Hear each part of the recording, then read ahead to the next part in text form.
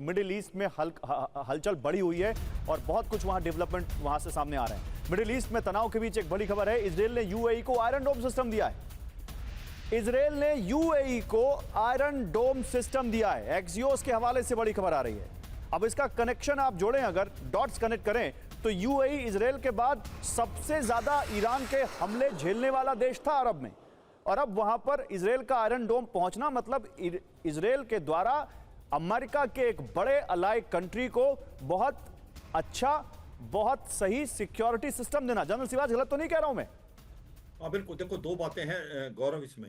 एक तो U2I2 का हिस्सा है जिसके अंदर इजराइल भी है, इंडिया भी है, यूएस भी, यूएई है। और यूएई के अंदर इजराइल की काफी इन्वेस्टमेंट है, अमेरिका की भी है। और यूएई के अंदर काफी टेक कंपनी भी थी जो कि आप देखें गूगल, माइक्रोसॉफ्ट वगैरह। और यूएई पे सबसे ज्यादा हमला किया था इजराइल ने। और ऐसे में आयरन डोम देना, इसका मतलब वो दिखलाता है कि इसकी जो एयर डिफेंस को मजबूत करना। और ये भी दिखलाता है कहीं ना कहीं लड़ाई के बादल दोबारा छा रहे हैं अगर बातचीत नतीजा नहीं निकलती। देखो दो चीज पे बात अटकी हुई है। एक तो कहीं के स्टेट ऑफ हार्मुज में ईरान कहता है कि बातचीत नहीं चलेगी जब तक आप नेवल ब्लॉकेड को नहीं हटाएंगे, और जो अमेरिका हटाने के लिए तैयार नहीं है। और दूसरा जो एक सबसे इंपॉर्टेंट है यूरेनियम इनरिचमेंट का, उसके ऊपर भी बात फंसी हुई है। तो जब तक आप गिव एंड टेक नहीं करेंगे, मैक्सिमम पोजीशन दोनों ने दिखा दी है, तब तक तो नतीजा निकलने के चांसेस कम है। और मुझे लगता है कि कहीं ना कहीं अमेरिका के पास भी ये एक ट्रम्प कार्ड मिल गया ट्रम्प को, नेवल ब्लॉकेड। जब से उसने नेवल ब्लॉकेड किया है तो ईरान को भी पिंच हो रहा है। आप देखें 400 से 500 मिलियन डॉलर का नुकसान हो रहा है। उसका जो ऑयल जाता था 90% चीन को, वो नहीं जा पा रहा है। कुछ भी कहे ईरान, उसकी इकोनॉमी डिगमगा रही है। उसके अंदर आप देखें मिस गवर्नर था, करप्शन थी, रियाल बहुत ज्यादा गिर गया, उसके ऊपर से नेवल ब्लॉकेड, तो ईरान को भी पिंच हो रहा है। ये भी सच्चाई है कि अमेरिका अगर हमला करता है ईरान पे तो ईरान पलटवार मिडिल ईस्ट की कंट्रीज पे करेगा, वहां पर एनर्जी सेक्टर और डिसैलिनेशन प्लांट को बर्बाद कर देगा। तो ये भी सच्चाई है, दोनों तरफ से नुकसान होगा। जो चाहता है इस लड़ाई को लंबा ले जाना वो इजराइल है, क्योंकि इजराइल कहीं ना कहीं ये बात करने की कोशिश कर रहा है किसी तरीके से लड़ाई स्टार्ट हो। वो हिजबुल्लाह पे हमले कर रहा है नॉर्थ इजराइल से, वो चाहता है कि लिटनी न तक बफर जोन बनाए। मगर मुझे अभी भी लगता है अमेरिका निकलना चाहता, क्योंकि अगर ये लड़ाई दोबारा शुरू होती है अमेरिका कोई अच्छा नहीं करेगा। आप कह रहे हैं कि अमेरिका निकलना चाहता है।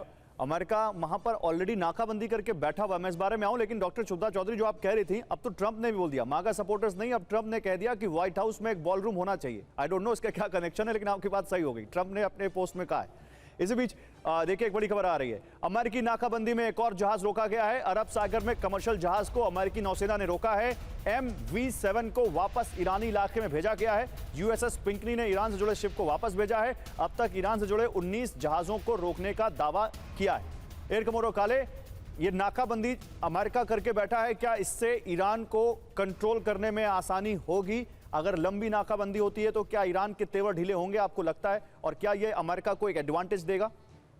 बिल्कुल गौरव, ये तो 100% ऐसा ही होना है। ये जो पहले इनको कर लेना चाहिए था, इन्होंने बहुत बाद में किया है, तो ये एक अमेरिका की काफी बड़ी स्ट्रेटेजिक भूल रही है। हाँ। परंतु ठीक है, मतलब जैसे बोलते हैं ना कि देर आए दुरुस्त आए, तब चलो इन्होंने ब्लॉकेट कर दिया है, तो ब्लॉकेट से तो डेफिनेटली बहुत बड़ा नुकसान हो रहा है ईरान को, इसमें कोई शक ही नहीं है। पूरी दुनिया इसकी बात कर रही है, और कुछ ही समय में ईरान के पास अपने ऑयल वेल शट डाउन करने के अलावा कोई चॉइस ही नहीं रहेगा। और जब ये चॉइस नहीं रहेगा तो फिर बहुत मुश्किल में पड़ सकता है ईरान। इसके साथ ही देखिए, oil is the only commodity जो बेच सकता है। तो देर इज ईरान जो है वो बिल्कुल एकदम, जिसे बोलते हैं ना आप, डीप सी और क्लिफ के बीच में फंसा हुआ है। और इस समय उसकी पोजीशन ऐसी है कि यदि जल्दी से कोई सॉल्यूशन नहीं निकला, ओमान, पाकिस्तान और फिर रशिया की, भाई ये ब्लॉकेट खुलवाओ नहीं तो हम तो मर जाएंगे। बिल्कुल बिल्कुल, there is no doubt in that. And देखिए, और पाकिस्तान की बात से मुझे याद आया, पाकिस्तान ने जो बार बार ये जो खबरें आ रही है कि पाकिस्तान में ये हो जाएगा, पाकिस्तान में अराची वापस आ रहे हैं, this that and all. In fact कल ही काफी बड़ा डिबेट इस बात पे हुआ है कुछ लर्नेड लोगों के द्वारा, जो ये बोल रहे हैं कि ये लीक्स जो है ये आ रही हैं, ये ईरान को ज्यादा पर्टअप कर रही हैं। कि ईरान ये बोल रहा है कि आप किस तरह की, मतलब मीडिया में what kind of impression are you creating. आप एक बातचीत जो होती है वो एक अलग तरीके से होती है, स्पेशली जब तीन बड़े देश उसमें इन्वॉल्व हो। तो उनकी न्यूट्रलिटी पर ऑलरेडी ईरान ने कह दिया कि आसिम मुनीर तो बैटिंग कर रहे हैं ट्रंप के लिए, वो तो करना नहीं चाहते वहां बात।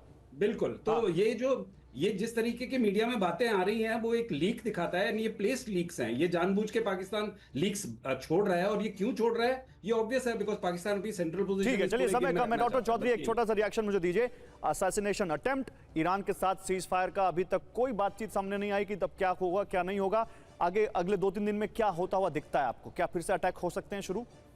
देखिए, अटैक बंद तो मुझे नहीं लगता कि हुए हैं। जहां तक बात रही कि ये स्ट्रेट ऑफ हॉर्मूज पे ज्यादा लोकलाइज्ड हो गया है, लेकिन अब बाब अल मंदब पे भी होगा। और जहां तक है अंडर सी केबल कट्स होने की भी ज्यादा गुंजाइश है।